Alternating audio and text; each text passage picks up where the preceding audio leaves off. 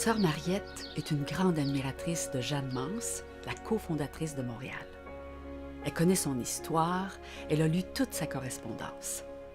Un jour, elle a rédigé une lettre imaginaire, une lettre de la main de Jeanne Mance, destinée à une amie en France. Grâce à cette lettre inventée, elle nous résume des épreuves extraordinaires qui, à l'époque, ont mis en péril la colonie de nos ancêtres. Je suis Isabelle Vincent, comédienne.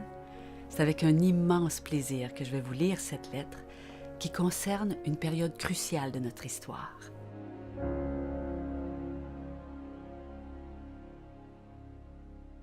Chère Catherine, cette lettre partira par le dernier bateau juste avant nos premières neiges. Dans 2 ou 3 mois, lorsque tu la recevras, notre colonie sera complètement isolée du monde au beau milieu de l'hiver.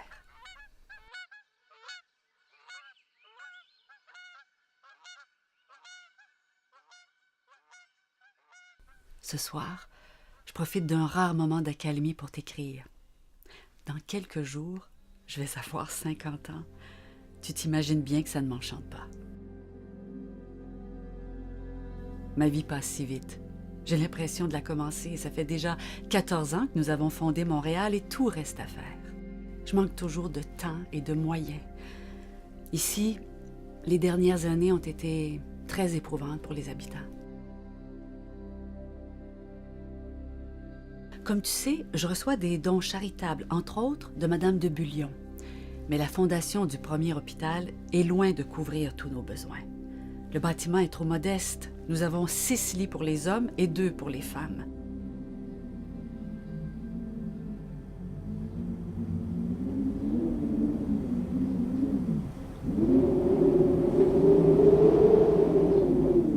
L'hiver est glacial et très enneigé.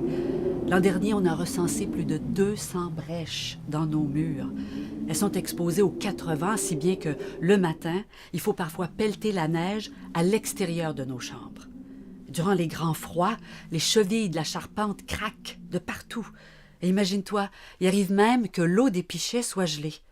À chaque hiver, on arrive à surmonter les difficultés matérielles. Mais voilà, les guerres des dernières années ont été catastrophique pour la colonie.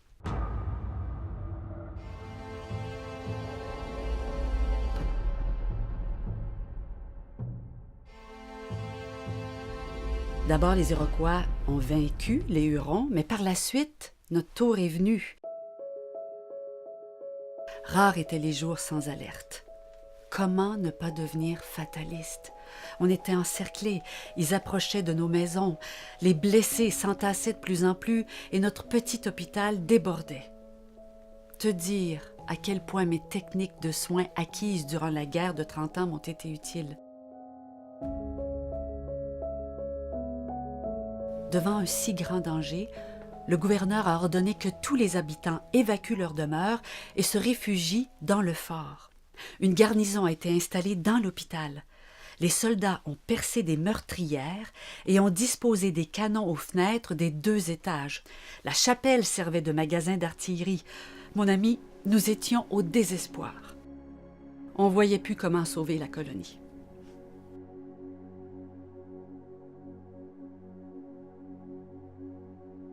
Puis, un jour, j'ai imaginé une dernière tentative.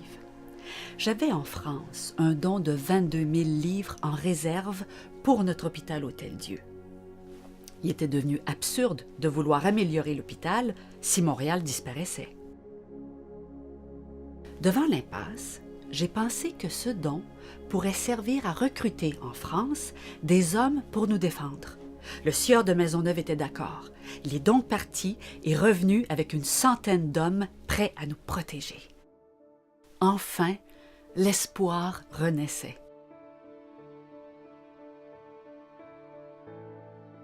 Bientôt, mes amis les hospitalières vont arriver et ensemble, nous bâtirons un meilleur hôpital. Un hôtel-Dieu digne de tous ses sacrifices. Chère Catherine, j'attends avec impatience de tes nouvelles. Jeanne.